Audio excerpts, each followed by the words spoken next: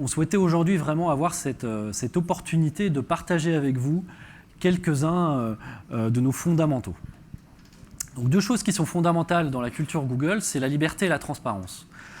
Donc, la liberté, c'est la capacité de donner à tous nos employés du temps pour travailler sur des projets qui leur tiennent à cœur. Donc ça, c'est quelque chose qui est vraiment structurant chez nous. Et on voit aujourd'hui que, eh bien, il y a beaucoup de produits que vous connaissez qui sont nés comme ça. Je parlais de Gmail tout à l'heure. Gmail en est un très bon exemple. Gmail, c'est ce qu'on appelle chez nous un projet 20%. Ce sont deux ingénieurs qui ont pris 20% de leur temps et qui donc ont créé ce nouvel outil de messagerie en se disant, en se rencontrant à la machine à café, et si on faisait un nouveau système de messagerie en intégrant la puissance de notre moteur de recherche pour avoir quelque chose qui soit plus facile à utiliser. Donc je vous cite Gmail, mais il y a beaucoup d'autres produits qui sont comme ça et qui viennent de cette liberté en fait qu'ont nos employés de travailler sur des projets annexes. Donc pour vous donner un dernier exemple, moi je travaille sur un projet 20%, donc, qui est lié au showroom, le showroom que vous avez traversé qui est au -1 en venant. Voilà, donc je suis associé avec les équipes marketing et on en parlait en se disant que ça serait bien de faire quelque chose qui soit plus engageant et qui raconte une histoire un peu plus forte. Et donc on est en train de travailler sur ce projet de transformation du showroom qu'on vous invitera certainement à venir revoir en fin d'année. Donc la liberté, c'est très important. L'autre élément qui est fondamental dans notre culture, c'est ce qu'on appelle la transparence et la transparence de l'information. L'information, chez nous, tout le monde y a accès. C'est-à-dire que la stratégie de l'entreprise est vraiment partagée avec l'ensemble des collaborateurs.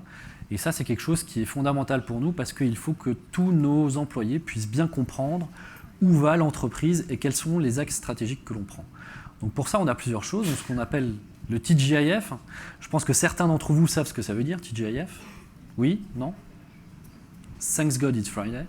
Donc c'est assez culture américaine. Ça peut être Thanks Google It's Friday plutôt chez nous.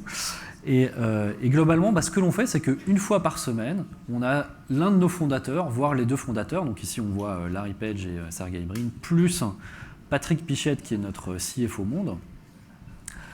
Et c'est sa tenue de tous les jours. Il vient vraiment comme ça, avec un backpack. Voilà. Les cravates, chez nous, c'est pas trop la mode. Et globalement, ce que l'on voit dans ces TGIF, c'est que chaque semaine, on va avoir des présentations sur la culture de l'entreprise et sur quels sont les projets sur lesquels on est en train de travailler, quelles sont les nouvelles choses que l'on va sortir, quelles sont les actualités importantes que l'on peut avoir à partager sur des choses qui sortent dans la presse, etc. Donc, et on a la liberté de poser des questions et de venir débattre de manière très très ouverte et très transparente avec les personnes qui vont projeter et présenter différents éléments. On a un accès aussi à la stratégie qui est très fort à travers notre Board of Directors. Donc on a, comme toutes les entreprises, un Board of Directors qui se réunit tous les quarters. Et bien systématiquement, quand on a un Board of Directors, à la suite de ce board, on a Eric Schmidt, qui est notre chairman, qui va prendre 2 heures pour expliquer à tous les Googlers, donc à travers une vidéoconférence comme on l'a fait tout à l'heure, mais là à l'ensemble des collaborateurs Google, et qui va prendre 2 heures de son temps pour expliquer tout ce qui s'est discuté au Board of Directors et expliquer encore une fois quelle est la stratégie de l'entreprise et sur quoi on investit. Donc ça, c'est quelque chose qui est vraiment fondamental chez nous et une culture de la transparence qui est très très forte, avec très très peu d'informations qui sont diffusées à l'extérieur, qui sont confidentielles. On est tous responsabilisés aussi sur le fait que la contrepartie d'avoir accès à cette stratégie de l'entreprise, c'est qu'il faut être conscient qu'on a une responsabilité à garder cette information dans les murs de l'entreprise également. Et on va dire la devise de notre, ce qu'on appelle POP chez nous, le chef des personnes, de People Operations, donc ceux qui s'occupent de nos Googlers, dit que si vous donnez de la liberté aux gens, ils vont faire des choses formidables. Et c'est vraiment ce principe-là qui est fondamental chez nous, parce qu'on souhaite que les gens puissent s'exprimer, être créatifs et avoir des idées qui soient innovantes dans une atmosphère où il n'y aura presque pas de contraintes. Alors, l'autre élément qui est fondamental chez nous, c'est le fun. Donc, il faut qu'effectivement, eh bien, les gens soient heureux de venir travailler et envie de venir dans les locaux. Donc là, on vous a mis quelques exemples de certains de nos locaux. Donc on a toujours effectivement des salles de sport, on va toujours avoir des espaces très ouverts comme ici. Donc ça, c'est au bureau de Paris où c'est une salle de réunion. La capacité en fait d'avoir beaucoup d'espaces de collaboration. Parce que l'innovation, au fond, eh ben, ça ne se fait pas tout seul, ça se fait en parlant à des collègues, ça se fait en collaborant. Et c'est fondamental d'avoir, où que vous soyez, la capacité de vous déplacer et d'aller dans ce qu'on appelle les micro-kitchens chez nous. Donc vous avez accès à ce qu'on appelle donc, des micro-kitchens, qui sont des endroits où la nourriture, un petit peu comme sur les tables, là, on vous a mis des mini micro-kitchens avec des petits bocals avec des friandises. C'est la même chose chez nous. On va avoir des friandises, des boissons qui sont à disposition pour tous les employés à tout moment du jour. Et comme ça, ils vont pouvoir aussi aller collaborer autour d'un café et puis avoir de nouvelles idées. Donc ça, c'est quelque chose aussi qui est vraiment fondamental et vous pouvez le voir avec les Googlers qui sont à vos tables. Ils ont tous des mines absolument ravis, réjouis, souriants, épanouis. Et je m'arrête là. Il y en a un qui fait là-haut, là, au fond. Donc ça, c'est quelque chose qui est aussi vraiment important chez nous. Et puis, un autre élément qui est très très fort, c'est cette liberté et cette transparence à travers nos outils. Donc, qui dans la salle, on va le faire à main levée, connaît les mêmes? Il y a 3 personnes, 4, 5, 6, une dizaine de personnes. Alors j'explique ce que c'est qu'un mème. Donc voilà 3 exemples de mèmes. Donc un mème, c'est une image ou un gif animé, donc, ou une image animée, sur lequel on va venir mettre du texte pour exprimer une idée. Donc là, on en a pris quelques exemples. Là, on voit un Googler. Donc les Googlers, c'est les nouveaux Googlers. Donc c'est les Googlers qui viennent d'arriver dans l'entreprise.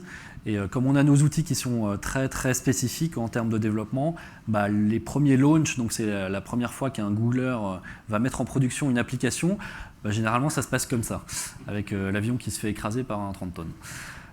L'autre que l'on a en haut qui est aussi un GIF animé, c'est voilà ce qui arrive quand vous rentrez chez Google. Donc vous êtes un Googler, vous êtes un interne, et globalement on va vous donner quelques liens pour vous donner de l'information, et voilà ce qui se passe, c'est que vous allez recevoir quelques centaines de milliers de liens. Voilà, donc l'idée à travers les mèmes, c'est de pouvoir passer des informations, de pouvoir dire quelque chose. Donc là, le troisième qui n'est pas animé, eh bien on va voir que c'est notre chef suédois, qu'on adore tous. Et globalement, c'est quelqu'un qui a fait un mème pour dire bah, faites un +1 sur ce mème-là si vous trouvez que les chefs qui nous restaurent eh bien, sont super. Voilà. Donc c'est vraiment dans notre culture qui est assez ingénieure, hein, comme vous avez compris. Mais l'idée, c'est de pouvoir être très libre. Et on va pouvoir retrouver des mèmes sur tout un tas de choses. Donc on va critiquer la stratégie de l'entreprise, on va critiquer des produits, et tout ça se fait de manière totalement ouverte et totalement transparente dans notre entreprise avec tout le monde. Un autre outil dont on a parlé un petit peu tout à l'heure, c'est Moderator, qui permet effectivement de poser des questions. Donc ça permet de faire une boîte à questions interactive ou une boîte à idées en fonction de ce que l'on veut faire. Cet outil-là, on va l'utiliser nous aussi en interne plusieurs fois par semaine, donc notamment au TGIF. À chaque fois, on va avoir cette boîte à idées, cette boîte à questions qui va être ouverte. On va pouvoir poser en ligne toutes les questions que l'on souhaite être posées. Et donc, généralement, Larry et Sergey prennent en général un quart d'heure tous les vendredis pour répondre à toutes les questions qui ont été posées. Donc, sachant que vous pouvez voter sur les questions des autres. Donc, les questions les plus populaires vont remonter en haut de la file. Et comme ça, encore une fois, c'est très collaboratif, c'est très transparent. Et on peut débattre de manière très ouverte et très sincère.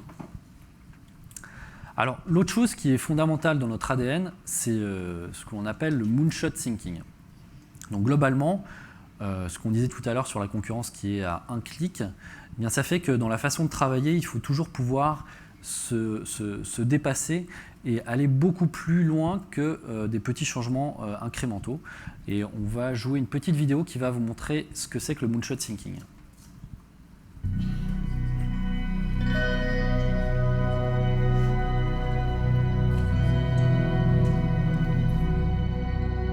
The actual moonshot is wonderful, inspirational, poetic, beautiful, involved great technical challenges, genuine heroism. It brought the world together. But think about the Polynesian islander on the dugout canoe, deciding one day they were going to go that way. No one had ever been that way before. No one even knew if there was anything that way before. It was amazing. and it changed the world.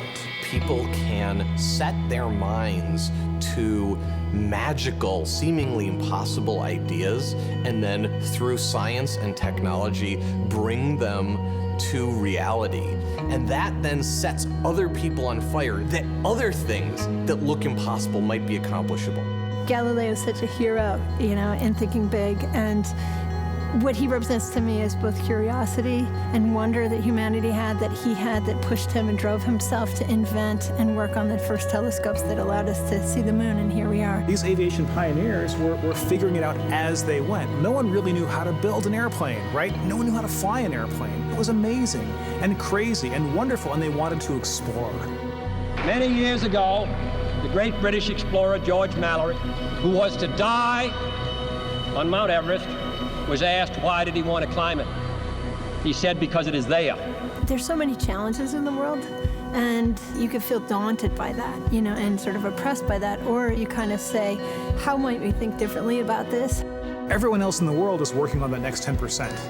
If you can be the one that delivers that 10 times improvement, you have a chance to really change things. If you want cars to run at 50 miles per gallon, fine, you can retool your car a little bit. But if I tell you it has to run on a gallon of gas for 500 miles, you have to start over. You need a lot of courage in this work, and you need a lot of persistence. One of the things that's really critical is not only having the courage to keep trying every day or thinking big, even if you don't really 100% believe it's possible, like you might think this might be possible, have the courage to try. That's how the greatest things have happened. You don't spend your time being bothered that you can't teleport from here to Japan, because there's a part of you that thinks it's impossible. Moonshot thinking is choosing to be bothered by that. We choose to go to the moon in this decade and do the other things, not because they are easy, but because they are hard. Humanity's progress has been a series of amazing, audacious things, from the very small and personal up to the great, big, and grand. And we are a species of moonshots. And to me, that's like the really amazing, poetic, and inspirational thing. I think our ambitions are a glass ceiling on what we can accomplish. When you find your passion, you're unstoppable. You can make amazing things happen. It's been true through all of history. I believe in the human spirit, and I believe that there are always going to be crazy people who will get out of bed one morning and say, you know what? I think I can build a space elevator, and let's go and do it. But I think that if we become afraid to take these great big risks, we stop inspiring people. We stop achieving things. And the biggest nightmare scenario is that we won't have what it takes to solve the really big challenges. When Kennedy said that we would put a man on the moon, it's about the fact that he said, we don't know how to do this yet, and we're gonna do it anyway. And that sends chills up everybody's spine. Because if that happens, what couldn't we do?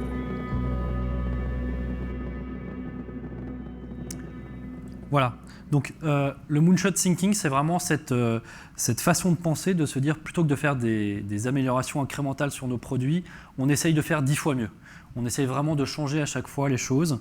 Et ça, c'est quelque chose qui est porté par nos deux fondateurs et qui fait que globalement, les objectifs qui sont fixés aux managers et aux VP chez nous suivent cette logique-là. Donc c'est souvent très ambitieux, mais encore une fois, pour rester à la pointe et continuer à être innovant, il faut qu'on ait cet ADN et cette capacité à faire ce qu'on appelle donc les moonshots.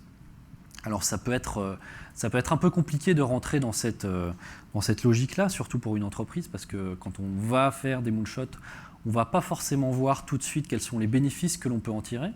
Si on prend l'exemple qui est montré dans la vidéo du voyage sur la Lune, il y a tout un tas de bénéfices en fait, qui sont apparus ensuite de ce voyage, de ces voyages, qui n'étaient pas du tout soupçonnés en fait, quand on a lancé les programmes Apollo. Donc on va voir que effectivement, à travers par exemple les vêtements des astronautes, eh bien, dans toute l'industrie textile, il y a eu des nouvelles méthodes de production qui ont permis d'être un peu plus innovants, etc. etc. Donc les moonshots en fait, ils vont avoir des bénéfices, mais on ne va pas toujours savoir quels sont ces bénéfices-là. Je vais vous donner un autre exemple. Je ne sais pas si certains d'entre vous connaissent le Project Loon. Oui? Non? Non? Je suis tout seul. Donc, le Project Loon, il y a une personne, 2 personnes. Donc le Project Loon, c'est on essaye de mettre des ballons dans la stratosphère pour donner accès à Internet à l'ensemble de la planète. Et globalement, on peut se demander quels sont les bénéfices que ça va apporter en fait, pour nous. Et pour donner un exemple très très pratique, on s'en est rendu compte après, mais globalement les algorithmes de communication entre les ballons et les stations qu'on installe sur la Terre, donc en l'occurrence en Nouvelle-Zélande où on fait les tests, eh bien on a des ingénieurs qui ont travaillé à améliorer ces protocoles-là, et globalement on s'est rendu compte que ça pouvait être aussi réutilisé dans le socle de communication d'Android pour améliorer les communications entre les téléphones et puis les bases GSM. Donc voilà, donc c'est ce genre de choses-là, mais qu'on peut pas savoir à l'avance. Donc, pour finir sur les moonshots, vous connaissez tous, vous avez certainement tous entendu parler de Google Glass. L'appareil Google Glass, eh bien, il y a tout un tas de bénéfices en fait, que l'on est en train de voir avec les utilisations. Donc, on voit que dans l'éducation, il y a des utilisations qui sont faites, qui sont intéressantes pour faire des cours interactifs. On voit que dans la médecine, on commence à avoir des vidéos d'interventions qui sont faites directement en temps réel avec des personnes en classe qui peuvent assister à une intervention. Donc, il y a tout un tas de bénéfices comme ça qui arrivent. Et puis, ce qu'on essaye toujours de faire à travers ces produits-là, c'est encore une fois d'aller chercher à répondre à notre mission et de transformer le monde.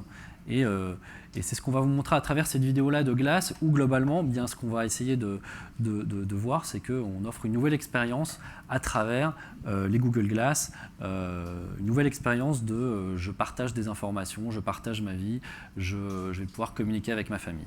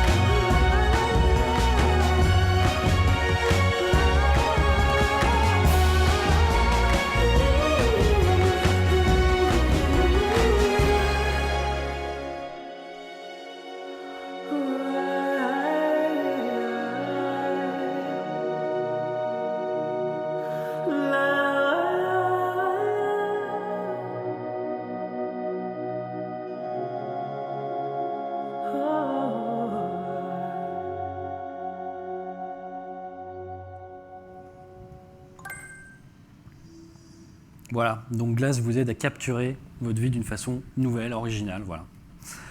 Donc, à travers toutes ces innovations, comment est-ce que nous, chez Google, on fait pour justement garder cette dynamique, avoir ces moonshots? On utilise des méthodes qui sont en fait assez simples et qu'on va partager avec vous. Donc, l'idée, c'est d'apprendre rapidement. Ce qu'on fait en général, c'est que quand on a une bonne idée, ou quand on a une idée tout court, on va publier très très tôt, on va lancer très tôt des prototypes et on va s'appuyer beaucoup sur les feedbacks. Donc ça, c'est très important pour nous d'avoir du retour en fait sur chacun des produits que l'on va faire et partager un draft le plus tôt possible. Donc on a ce qu'on appelle chez nous le dog fooding en fait. Tous les Googlers reçoivent tous les jours des emails de dog food.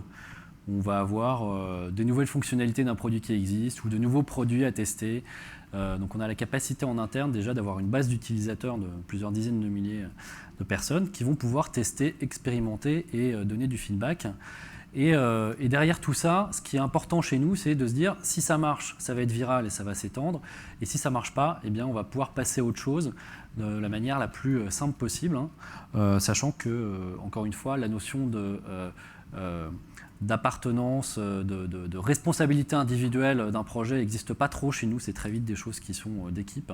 Et donc, on n'a pas ce qu'on appelle le finger pointing que l'on peut voir de manière assez traditionnelle. Chez nous, ça va très très loin puisqu'on fait des célébrations d'échecs. Donc, il y a des produits que l'on arrête ou qui tombent en désuétude. Et on va avoir des fêtes à l'américaine avec les gâteaux qui sont comme ça, là, et hauts comme ça. Voilà, donc c'est quelque chose chez nous qui est vraiment culturel. On ne se met pas de limite, on a cette capacité à tester plein de choses, ça marche, c'est tant mieux, on avance, ça ne marche pas, on apprend de nos erreurs et on va passer à autre chose. Donc ça, c'est vraiment fondamental. Et dans ce processus que l'on a de création, eh bien, comme vous, on était avec des outils relativement traditionnels. Et on s'est rendu compte que cette capacité à itérer, à faire du launch and iterate, comme on le dit chez nous, était très très difficile avec ces outils. Et on avait cette notion de version. Quand on partageait une version, il fallait être sûr qu'on avait la bonne version. Et puis quand on voulait consolider, on se rendait compte que quelqu'un avait fait une autre version avec d'autres informations. Donc globalement, c'était assez contre-productif. Et c'est pour ça que les outils que vous avez vus tout à l'heure et que vous avez commencé à utiliser, en fait, mais on les a fait à la base pour nous, pour notre utilisation. Et après, on les a rendus publics. L'idée, c'est d'avoir cette capacité à être toujours... avec la bonne version du document, de pouvoir collaborer vraiment de manière très très simple et très très fluide. Et puis échanger en face à face. Donc ce qu'on a fait tout à l'heure avec Brice quand il a été s'approvisionner de cannelés. Je ne sais pas où tu es, Brice, mais j'aurais bien aimé que tu m'en ramènes un au bar. Eh bien, c'est quelque chose que l'on fait de manière complètement naturelle chez nous. Donc chaque jour, il y a plus de 25 000 vidéoconférences chez Google. Tous nos smartphones, tous nos ordinateurs, toutes nos salles de meeting sont équipées de ce système Hangout-là. Et globalement, on a plus de 80 000 points de connexion tous les jours qui font que globalement, on va pouvoir collaborer de manière très très fluide avec des équipes qui ne sont pas forcément dans les mêmes géographies.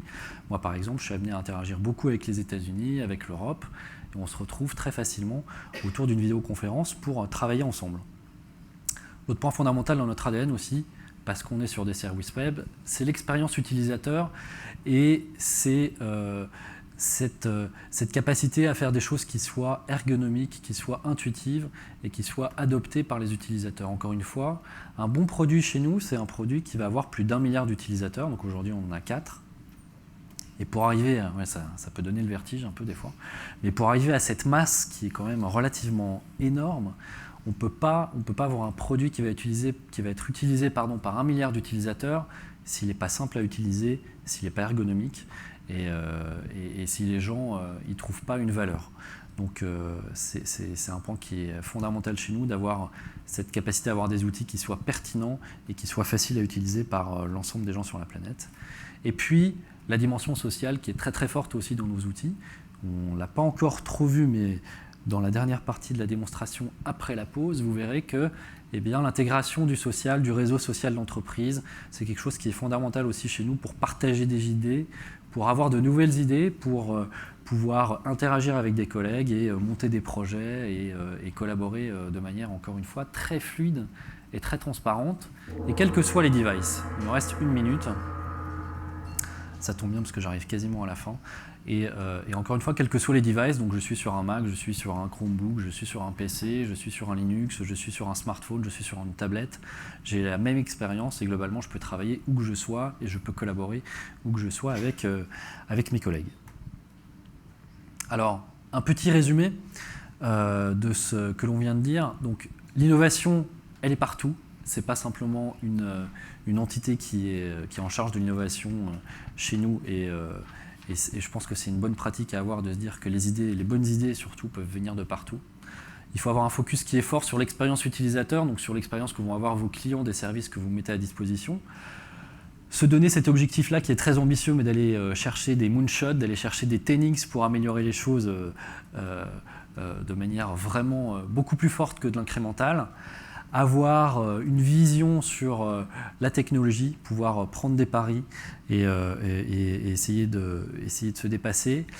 Avoir cette aussi logique de lancer et de tester de manière continuelle, cette itération continue qui fait que globalement vous allez améliorer au fil du temps les produits. Et donc il vaut mieux lancer quelque chose qui n'est pas fini plutôt que de se dire je vais prendre 6 mois pour développer et puis après je vais tester 6 mois en interne et puis je vais le lancer dans 1 an et puis du coup je ne sais pas trop ce que les utilisateurs attendent de ce produit-là. Et laisser de la liberté à vos employés pour travailler sur des projets qui leur tiennent à cœur et qui vont certainement devenir des choses avec beaucoup de valeur pour votre entreprise. Évidemment, il faut autoriser l'échec, donc ça c'est quelque chose qui est fondamental. Si vous brimez les gens en leur disant c'est ton projet, mais si tu te plantes, tu n'en auras plus jamais, ça ne va pas être très très constructif.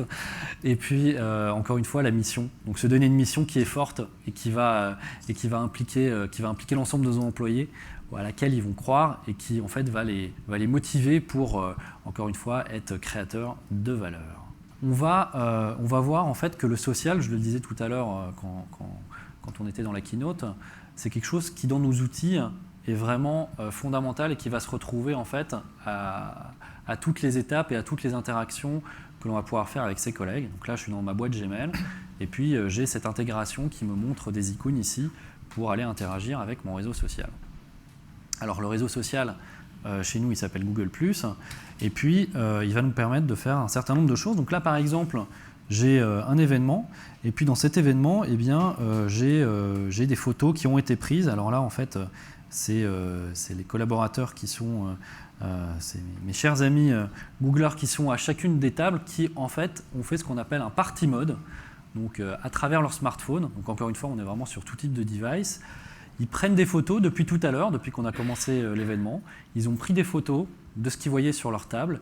Et donc, les Googlers, vous pouvez montrer comment ça fonctionne à travers votre smartphone si vous le voulez. Donc là, je vois que Marc effectivement est en train de le faire sur la première table. Et ce qui se passe, c'est qu'ici, en fait, quand on est en party mode, toutes les nouvelles photos qui vont être prises par les personnes qui sont dans l'événement, eh bien, elles vont remonter dans une galerie qui ensuite va être partageable et qu'on va pouvoir voir directement. Donc ça fait partie d'une des briques que l'on utilise dans Google+, pour partager de l'information quand on est ensemble à un événement. Quel talent, Marc.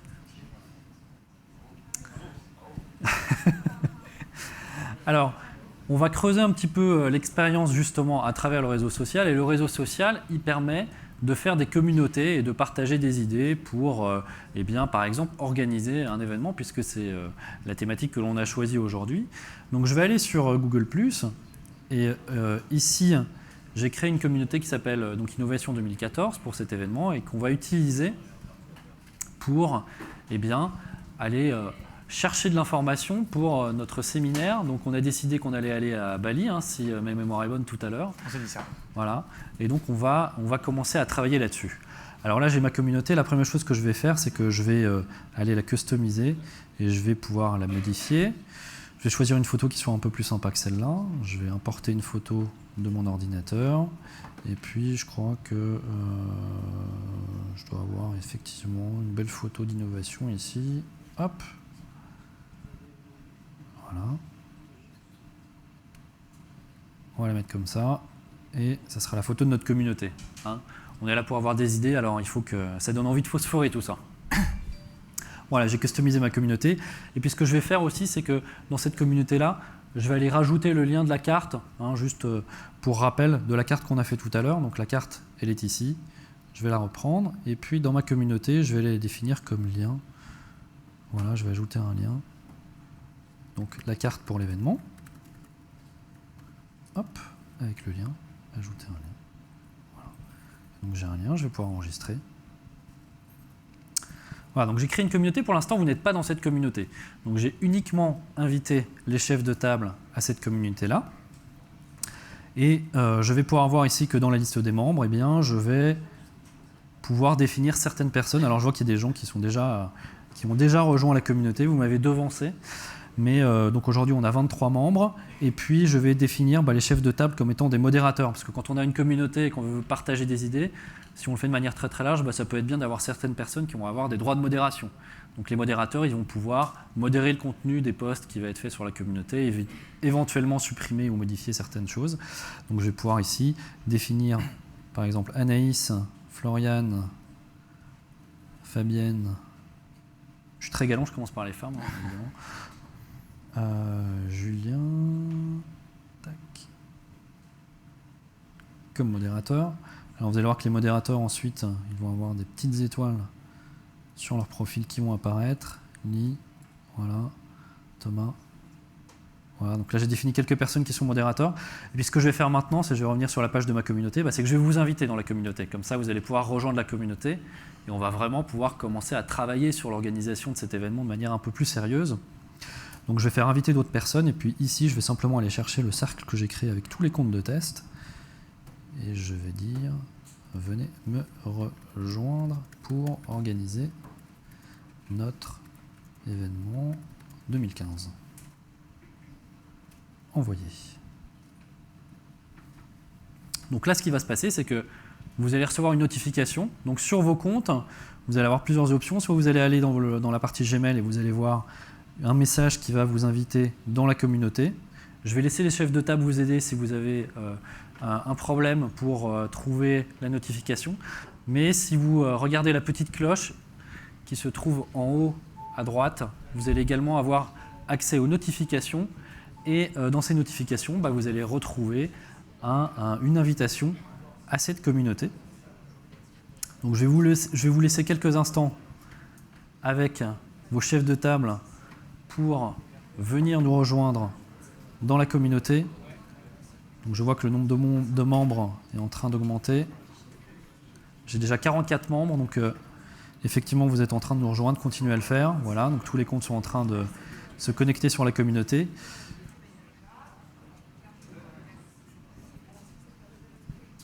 Et puis, une fois qu'on va tous y être, eh bien, on va aller l'organiser cet événement.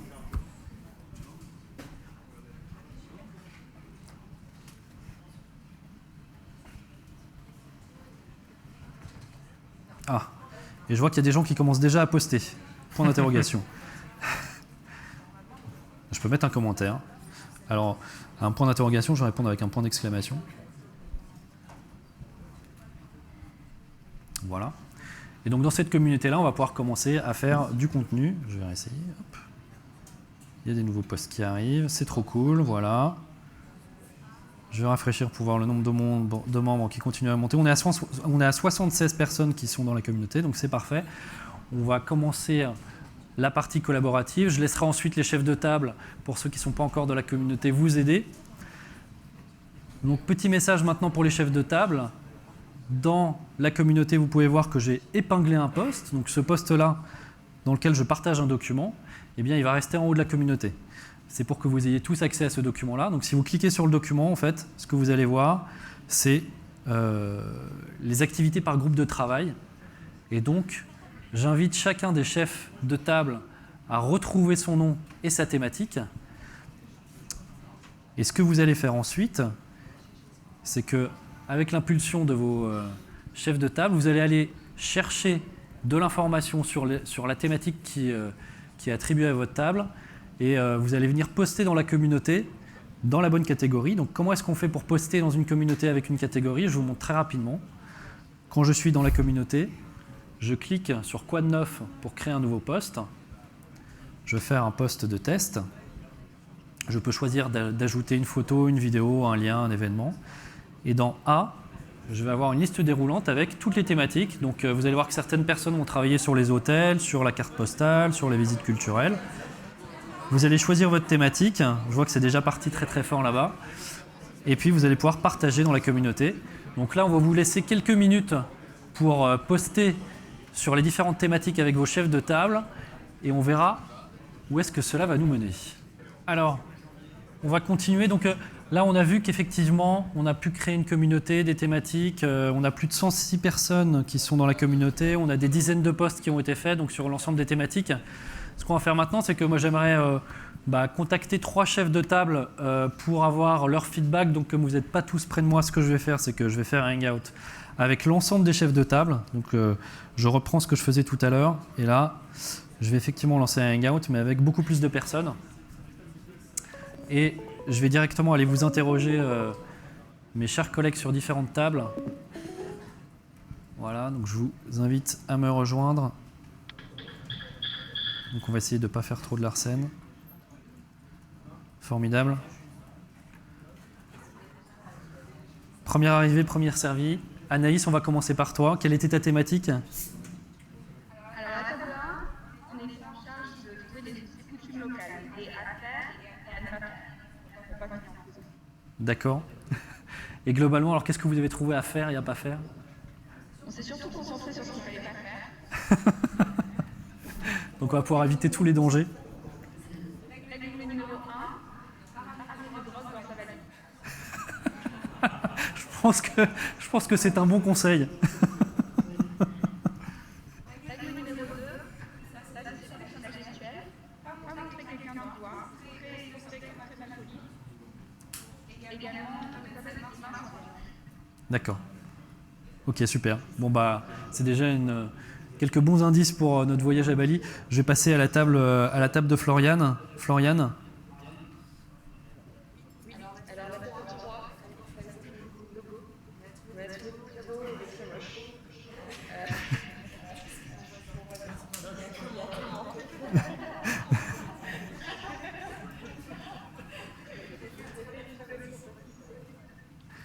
Super. Et je vais finir avec Frédéric. Alors Frédéric, ta thématique ? Alors, nous on était donc la table 4 thématiques sport. Donc il fallait trouver un sport light et un sport intense. Donc pour te donner un petit peu l'ambiance de la salle, sport light, karaté de baïonné. Ah oui, ça rigole pas. Sport intense, donc je vais mettre un peu la table, c'est nage parmi les requins. Voilà. Alors effectivement, je vais aller regarder ça dans la catégorie sport. Pouf. Ah oui, elle nage avec les requins. Ah effectivement, ça donne envie. Formidable. Donc voilà, je vais fermer le hangout. Donc ce que vous avez vu là, c'est qu'effectivement, après, quand on est dans une vidéoconférence, là on a un effet écho parce qu'on est un peu tous au même endroit et c'est assez difficile de faire de la ségrégation des différents micros. Mais globalement, ce qu'on voulait vous montrer à travers cette expérience-là, c'est qu'en étant une centaine de personnes, en quelques minutes, on peut se regrouper sur un projet, travailler tous ensemble sur des thématiques, définir sur chacun des thèmes les éléments qu'on préfère et qu'on peut mettre en œuvre, et d'une manière très très agile comme ça, collaborer et avoir des idées, être innovant. Et puis on espère que ça vous inspirera pour vos méthodes de travail et comment vous allez pouvoir amener cette transformation dans votre entreprise. Merci beaucoup, c'était le mot de la fin pour Thibaut. Merci beaucoup Thibaut pour les keynotes. Voilà, Thibaut, il a beaucoup préparé ces dernières semaines tout ce qu'on a vu aujourd'hui. Vraiment, merci et bravo pour cette belle démonstration.